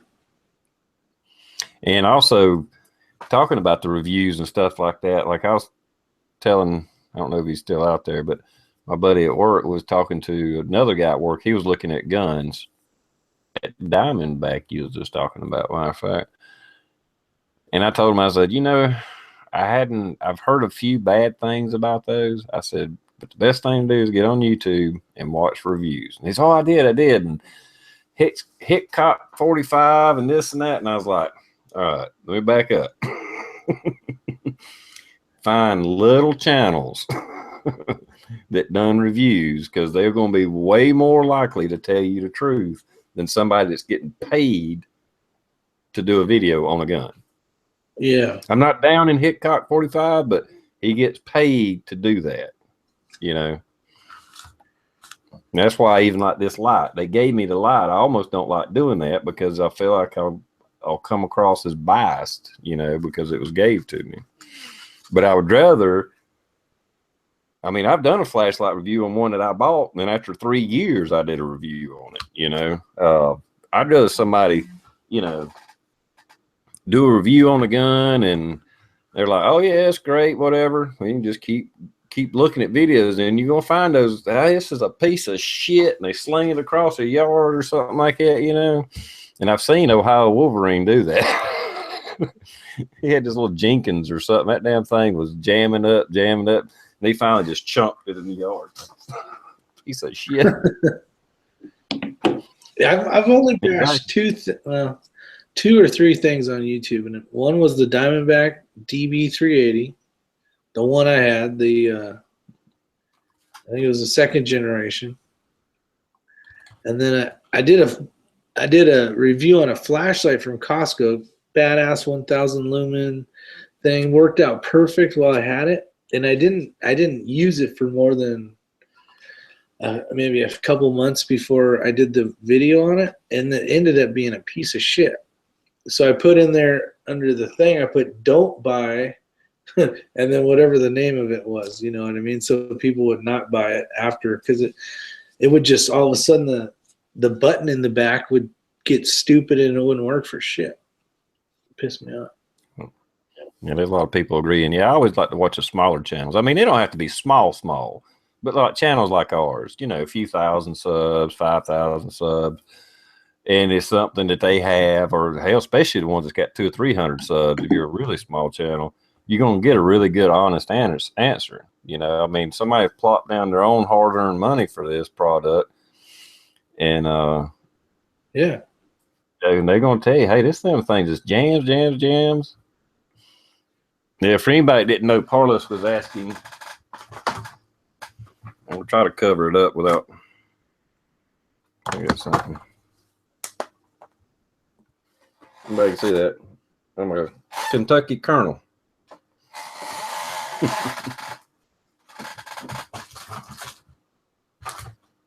You'd have to look into it to know what it is, but anyhow, that was a big honor. I got that from being on YouTube. Okay, Parlus is one too. Cool. Colonel. I call you Colonel now. yeah. No, that is cool. I mean, because you spend your own money and you're thinking, or what pisses you off even more is you go and you watch a YouTube video and it's, oh, this is the best battery in the world, blah, blah, blah. And then you spend your hard-earned money, go get that son of a bitch, and it's a pile of shit. You're like, you know what I mean? It's like, yeah. Well, and that's even like this flashlight, like I was talking about it. I want to use it. I may even wait till this weekend to do a video. Well, I don't know if I will. No, I might be down at Rob's. But, you know, at least a couple of weeks, you know, dropped it a few times, whatever, you know, just using it because I use it at work. And at least a little bit of use, you know. Like I done a video on this Vaquero, which I know I pronounced wrong in the whole video is Vaquero, but I hadn't shot it yet. Well, I was just unboxing, you know. It wasn't a real review, you know. I hadn't shot it, and you know, what's his accuracy, blah blah blah, you know. What were you calling it originally? Instead of Vaquero, I was adding an N to it. It's a Southern thing. Hey, whatever. At least the people in the South know what you're talking about. I've had them for years, and me and my buddy have been calling them Vaqueros forever. There's no N in it. Go get something and grab the Vaquero. Mm-hmm. Yeah. I had somebody comment on that the other day. That's why I brought it up in my mind, because somebody made a comment. It like pronunciated it, you know, and I was like, yeah, I know, I put an N in it, but it's just a Southern thing. I did that on a Vickers. I said Victor. And it seems like every time somebody comments, it's Vickers. I'm like, I know, jackass. I fucking said it wrong. So what? Quit busting me up. Crazy Cat 45.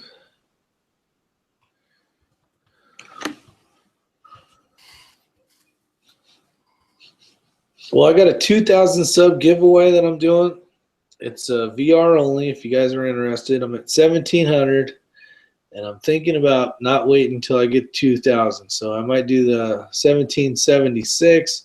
I might wait till 2,000. I don't know. I don't know if it's fair if I started early, but I'm getting tired of this, having this nice watch that I want to get rid of. So let's do this. Let's get this shit going. Put a VR in and let's get somebody a nice watch. Okay, I'm sorry. I was reading and stuff. Did you say what you're going to have people do or say, or?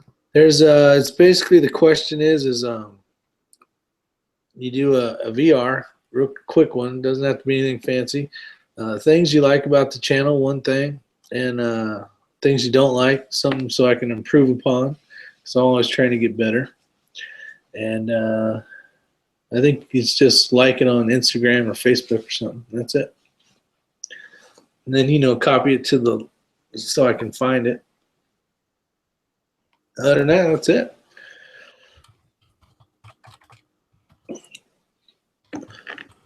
Yeah, I want to give that stuff out.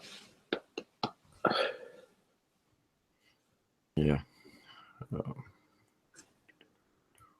Just trying to get a lot of comments out there still. What happened to Cobra? Nice TR1. Yeah, he was just talking about the One-Eyed Patriot helped him. So through some, talking to him on some rough times and stuff. Mm. Yeah, the One-Eyed Patriot is who nominated me to be a Kentucky colonel. Yeah, it's just mind blowing how these people, all these people on here that are in the comments every 2 times a week, basically. You really get to know them, and you get to watch their videos and learn who they are and about them, and it's pretty neat. You really learn a lot from a video if you watch them more than once. As maybe a couple of months go by or 6 months, you really know who they really are. You know what I mean? Not to watch a video once and think you know somebody, but when you're watching video after video of a couple years span, you can't fake. You can't. I don't. Well, maybe you can, but you get a point where you kind of really understand and know that person. You know what I mean? That's what I think is so cool about YouTube. Yeah, well, definitely me. There's no way I could. I can't act anyway. But I say I can't. But I don't think you could be on a long time, like you say, and your true personality not come through. Yeah, exactly. You can't hide it that long. If you're gonna have a shitty day, it's gonna show up on camera. That's why on these chats, for my videos, other than you playing the guitar, I dropped the F-bomb in that, but we was just talking and cutting up. I didn't even think about it. That's just the way I talk.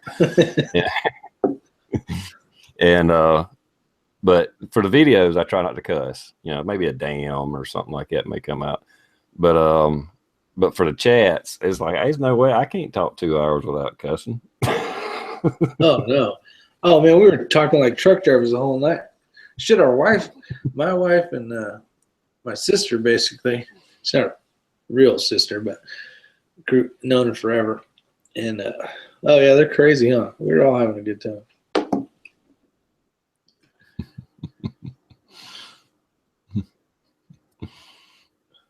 Even had TR blushing a couple times a day.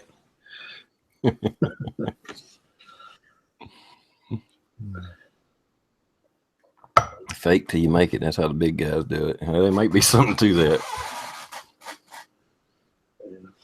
I would enjoy being a bigger channel. Like, I mean, I think it'd be fun. I like to retire from the fire service and then do this full time. But I know I wouldn't make shit, but it would be cool if you could do something you enjoy and just pay for your electric bill or whatever. I'm not saying somebody can't grow a big channel pretty quick nowadays, but you'd have to have a really good niche. Yeah. And in the gun prepping community, I don't know that it's possible, period. Yeah, I agree with you. The guys that got big and are big now got it early when there wasn't as many channels and stuff. Yep. Made a name for herself, and that in itself is just multiplies. I mean, it's just once you get 100,000 subs or 200,000 subs, you're just big, and people are going to find you. Your stuff is going to show up in feeds. They're going to push your videos. Well, plus they're going to get thousands of views right off the bat, so that makes them show up for other people to see. But if you're starting out and you're doing guns or prepping and stuff, this community is fairly small, Oh yeah. No, I totally understand what you're saying. But like Hickok's son, right? So he has, what's it called? Hickok and Son or whatever. I don't know how many subs he has, but just having the ability to have a big name basically shout him out every time, because the son's in a lot of the videos. You can instantly be, 250. So for Hickok, even if you had like 0.1% or whatever, you could end up at 250,000 subs in a matter of a very short time. But you got to have good content too, I guess. That's always important. Yeah. Can't be showing some dumbass playing a guitar. Well, I never intended on having a big channel or hardly a channel at all. I know I've told the story a bunch of times. But when it did start growing, I thought it was cool. But even then, I never intended to get. I mean, I would, if I'd have got 100,000 subs and started making money on YouTube, hell yeah, I'd have sucked it up and done it, and been happy. But I didn't think enough people would watch what I do to be even where I'm at now, for that matter. And yeah, I just didn't think of it as like a business. Like, oh, I need to grow this channel, this make this a thing. I never attacked it like that. Yeah, click. Oh man, that sucks. Harlot said he was. I was about to ask him why he shut his channel down. Oh, he had 50,000 subs. Wow. 11,000 is a shit ton. 50,000. Yeah, 11,000 is still pretty good. That's crazy. I would enjoy it. I think it'd be fun. The only thing I wouldn't enjoy it is I'd miss the interaction. Because like you say, once you get big like that, you can't comment on everything. You probably can't even hardly read all the comments. Yeah. I noticed though, you know how you can search through your emails under the comments? Like if you typed in TRprepper, the shit would come up with TRprepper. I know those guys have their favorites, that have been with them forever or whatever the case is. That they probably talk a little more than normal. There's a few people with bigger channels that'll ever blue moon or comment or reply to my comment, but it's just because, like Southern Prepper 1, I mean, I actually know the guy, so he may every once in a while, if he sees my comment, he may actually even reply to it. But it's just because I know him, Yeah. And like you was talking about the Daily Shooter, he'll a lot of times reply to my comments, and it's not because of me having a big channel or anything. It's just that I've been with him since he started when he was a small channel, I think he used to hang out in the comment section in some of the chats and stuff we had. Maybe it was over with Matt Resisted Tyranny or something like that. And so he's been around us, and every once in a while they'll comment, reply. And I think that's good, for the bigger channels too. I know they can't reply to everybody, but it is pretty cool when they know you've been around them, you've been there with them, and yeah, take that minute to comment. I've actually shot with him. We shot in what was it? It was a Second Amendment thing for a lady. I can't remember her name, but she had some medical problems. So all us shooters came together and we shot, and all the money and proceeds went to her family, or her charity or whatever, to help her out. So that was kind of cool. But we hung out for the whole day. It was cool. Yeah. And then he went crazy. Yeah, it'd be nice to make a living doing YouTube, but yeah, I think I would miss it on this level where we can just hang out and chat. But I wouldn't mind retiring. That would be kind of nice. yeah, I mean, it'd be awesome, even if it's supplemented. Like instead of having to work, 5 days a week or whatever. We'll do some fun. Yeah. Well, like Plinkster, right? 22 Plinkster. He used to do satellite dishes or ADT or one of those, like where you go to people's homes and too many people were noticing them. He's all, you really look like that 22 Plinkster guy on YouTube. He's all, you know what? I hear that all the time. So that's so funny. No, that's not me. It's crazy. Yeah, Jarhead 6 usually replies. He's a good I remember when he started out. Yeah, he's I think 20,000 something, 20-something thousand. Mm-hmm. I think. All right, I'll change the subject for a second. We're about to wrap this up, but 420 homesteads. I'm wanting to know that phrase I used in one of my videos. That shit and fall back in it. And the premise of when you use that is like when somebody's doing or is about to do something really stupid, or they're about to do something you know they can't do.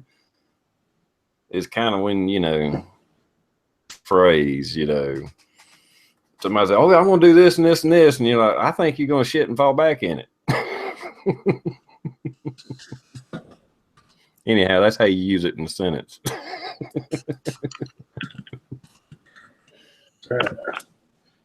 Another one I saw tonight, I think it was a fat man.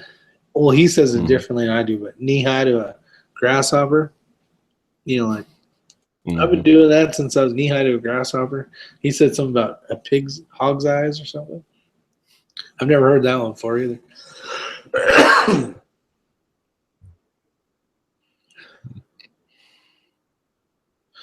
Yeah, if you hover your mouse over somebody's name and just give it a few seconds, it'll pop up a little window and you can see how many subs they got. You can subscribe to people there as well. So there's a little button to be there.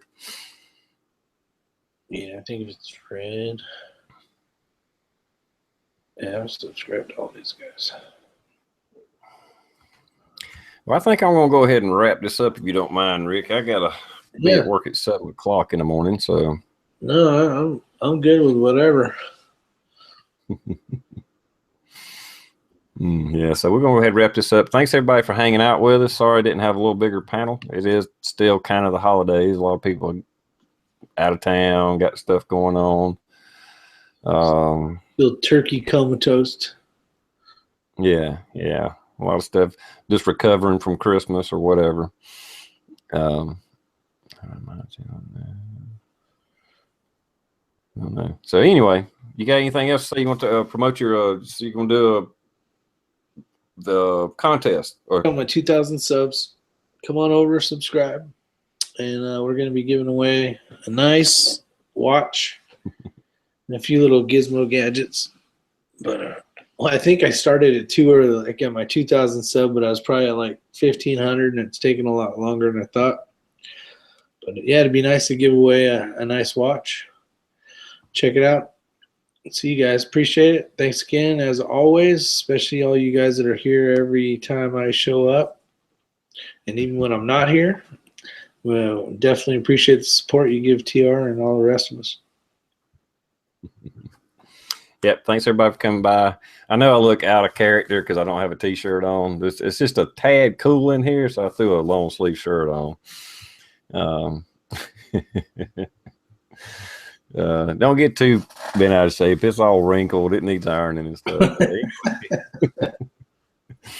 But thanks everybody for coming by. I had an awesome audience out there tonight. I had a bunch of people in here, a lot of comments, a lot of people I don't normally see out there. Thanks for everybody for swinging by and saying hello. And I do appreciate it. I really do.